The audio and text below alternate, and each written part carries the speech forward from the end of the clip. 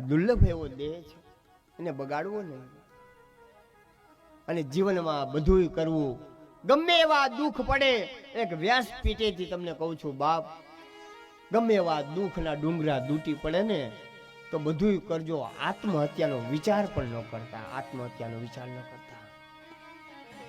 કારણ કે આત્મહત્યા કરનારો ભગવાન કે છે કે હું મારા દ્વાર ખોલતો નથી. ગમે એવા ધર્મનિષ્ઠ હશો, આત્મા આ ભગવાને દેહ આપ્યો છે.